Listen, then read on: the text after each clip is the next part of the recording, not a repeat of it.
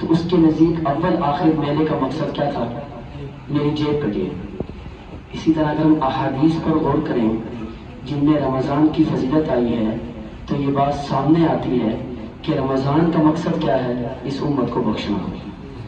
جس طرح اس آدمی کی نظر میں میلے کا مقصد کیا تھا؟ جیب کٹوانا، اسی طرح رمضان کا مقصد ہے اس امت کو بخشوانا۔ اہل علم فرماتے ہیں کہ رمضان کو یوسف کے ساتھ تشبیہ ہے۔ حضرت یوسف علیہ السلام 11 بھائی تھے، یعقوب علیہ السلام کے 12 بیٹے تھے۔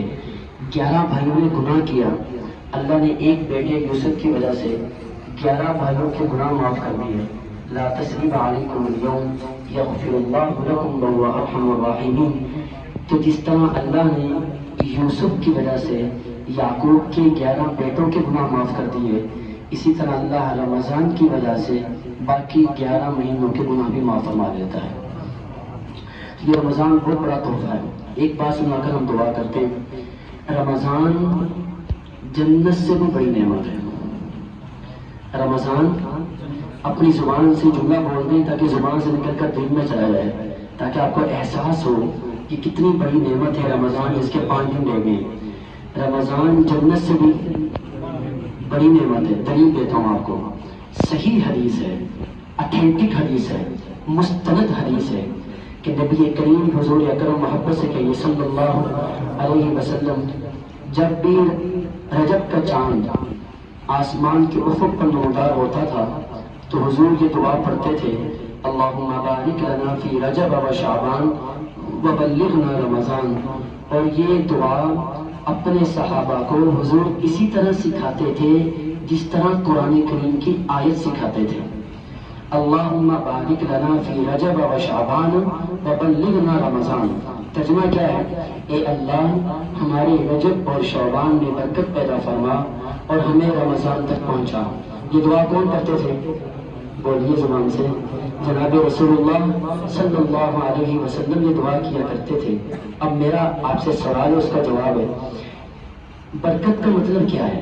برکت کا مطلب یہ کہ اے اللہ اگر مجھ محمد کا دنیا سے جانا شعبان کے مہینے میں مقدر ہے یا رجب کے مہینے میں لوح محفوظ میں آپ نے لکھ دیا ہے تو میں محمد آپ سے یہ دعا کرتا ہوں کہ میری موت کو ذرا ٹال دے، برکت زندگی میں پیدا فرما دے اور مجھے رمضان عطا فرما دے۔ اب توجہ رکھیے، حضور جب دنیا سے جائیں گے تو کہاں جائیں گے؟ دنیا سے جب جائیں گے تو کہاں جائیں گے؟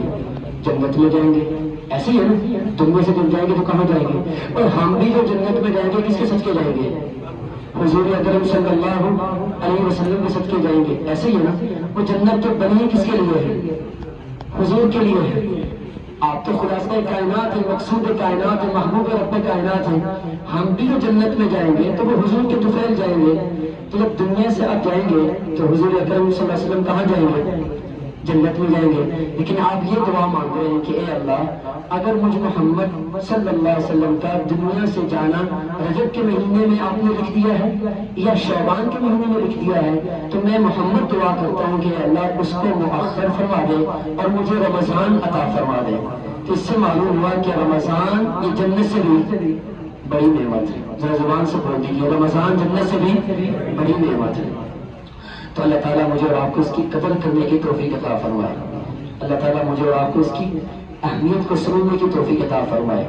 ایک غریب آدمی اگر سونے کی کان میں داخل ہو جائے، پتہ نہیں آپ نے نمک کی کان دیکھی یا نہیں دیکھی، پاکستان میں ہے کھیرا کے علاقے میں نمک کی کان ہے۔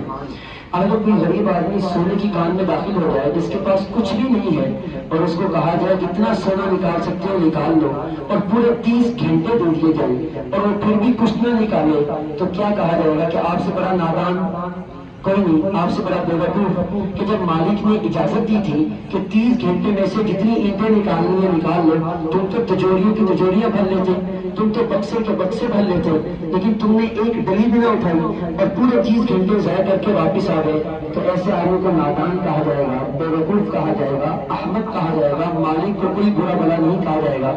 اسی طرح اللہ تعالیٰ نے یہ رمضان جو عطا فرمایا یہ بخشش کی کام ہے، یہ رحمت کی کان ہے، یہ مغفرت کی کان ہے، اور 30 دن عطا فرما دیے کہ اس بخشش کی کان میں سے بخشش لے لو، رحمت کی کان میں سے رحمت لے لو، جہنم کی آزادی کی کان میں سے جہنم کی آزادی لے لو۔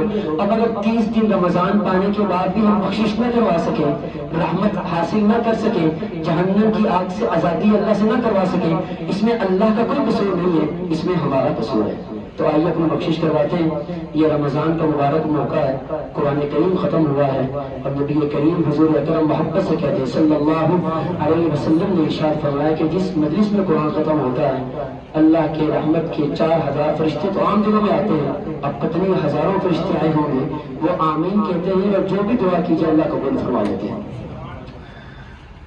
بس اب ہم دعا کرتے ہیں، اور اہل خانہ سے میری درخواست ہے کہ لائٹیں بند کر دیں۔